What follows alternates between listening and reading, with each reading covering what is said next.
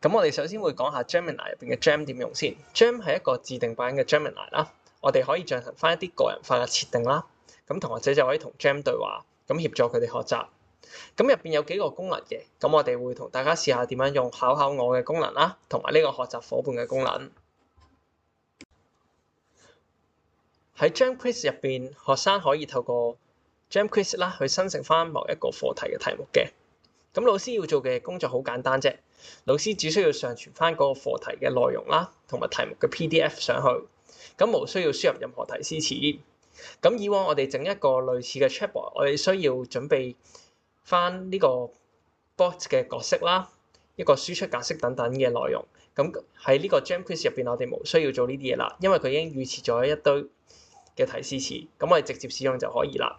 咁最後啦，佢就可以生成翻好似右圖咁樣一啲嘅 MC 題目俾我哋。咁同學仔用嘅時候啦，咁佢哋可以根據自己嘅能力咧去設計翻一啲問題嘅。同學仔啦，可以選擇翻題目嘅難度同埋數目。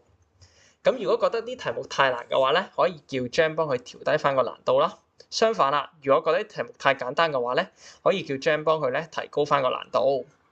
咁啦，仲有啦，題目嘅數量，同學仔可以自由叫佢提供幾多條題目。5條、10條、20條等等啦。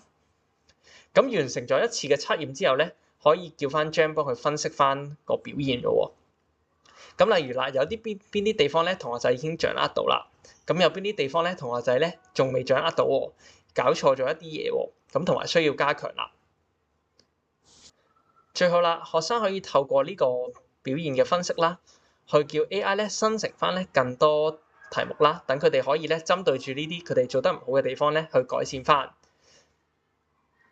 咁佢哋咧只需要咧將佢哋需要加強地方呢一段文字咧俾翻 AI 啦，咁同佢講生成更多題目啦。咁 AI 咧就會就住佢哋呢啲做得唔好嘅題目啦，或者常見嘅錯誤啦，咁去生成翻一啲更多嘅題目俾佢哋嘅。首先啦，我哋就去到 Google 嘅網站啦，咁撳翻右上角 Google 應用程式，咁碌低少少咧，我哋就會見到 Google Classroom 呢個應用程式啦。咁我哋撳落去，咁第一次登入嘅時候咧，就需要去填翻一啲個人嘅資料啦。咁完成咗之後咧，就會入到嚟呢個界面。咁我哋需要為學生去新增翻一個課程嘅。咁我哋去右上角啦，咁就撳個加號，建立翻個課程。好啦，咁咧。我哋可以打翻呢個課程名啦，例如2025年到2026年中5級數學科。好啦，跟住就撳建立，咁就會成功建立咗呢個課程。咁我哋需要去到上面嘅成員呢個位置啦，咁就加翻啲學生入翻呢個課程嘅。咁我哋可以喺學生右手邊呢度撳翻個加號，邀請翻學生。例如咁樣啦，我打翻同學嘅電郵落去，咁然之後撳邀請。咁我哋今日咧試嘅第一個功能咧就係 Google Gemini 嘅 Gem function 啦。咁我哋可以去到課堂作業啦，撳建立。咁咧最底呢度有個 Gem 嘅功能嘅，咁我哋撳落去。咁我哋咧首先會試下生成呢個考考我嘅呢個功能嘅。咁我哋撳一撳考考我啦。咁然之後撳建立 Gem。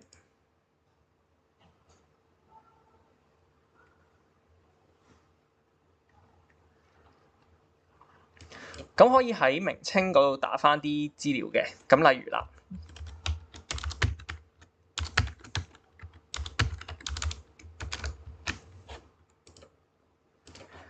例如今次係一個 DSE 指數嘅題目啦，咁我哋可以打翻 DSE 指數。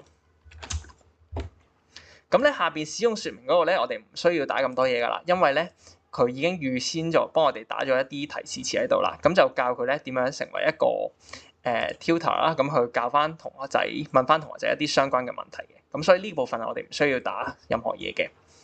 咁去到最底啦，我哋咧最底咧可以提供翻一個檔案俾佢啦，咁參考翻嘅。咁例如啦，如果我要整一個有關 DSE 指數嘅一個 Gem Quiz 啦，咁我就去下邊新增檔案呢度，撳翻上傳檔案。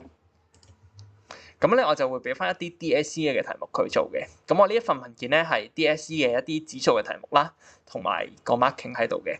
咁我就撳翻呢個檔案，咁等佢 upload 翻。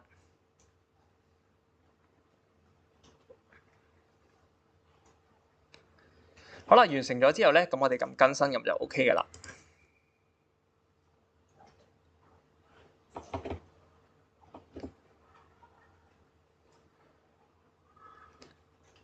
好，咁你見到呢個位咧已經儲存咗啦，咁我哋可以去翻頭先 Google Classroom 嘅位置。好啦，咁我哋就打翻個標題啦，咁可以打翻呢一個係一個 Gem 啦。咁然之後咧，個標題就係 DSE 嘅指數題目。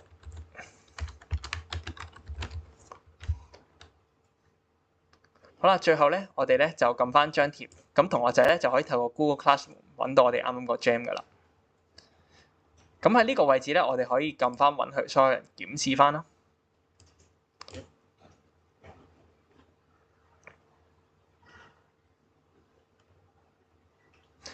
好，咁到時同學仔咧撳翻課堂作業咧，咁佢就會見到上面有一個有關指數嘅 Gem 喺度啦。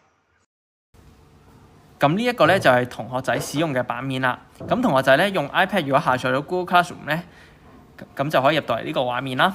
咁佢就會見到啱啱咧邀請咗佢加入咧呢個2025到26年中5級數學科嘅課程啦。咁佢可以撳翻加入。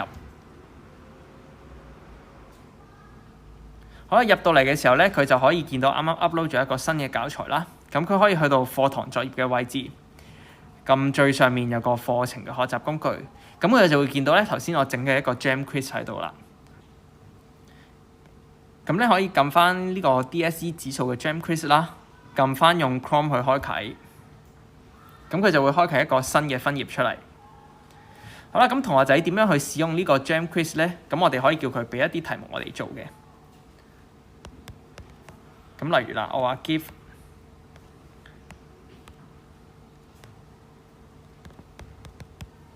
5 questions， 咁叫佢俾5條題目我，咁我 send 出去，咁佢就會自動生成同頭先嗰個 PDF 有關嘅5條題目。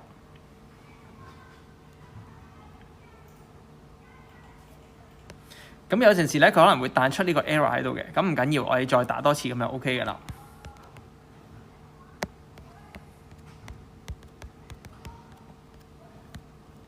咁將同一句嘢啦 send 多俾佢一次。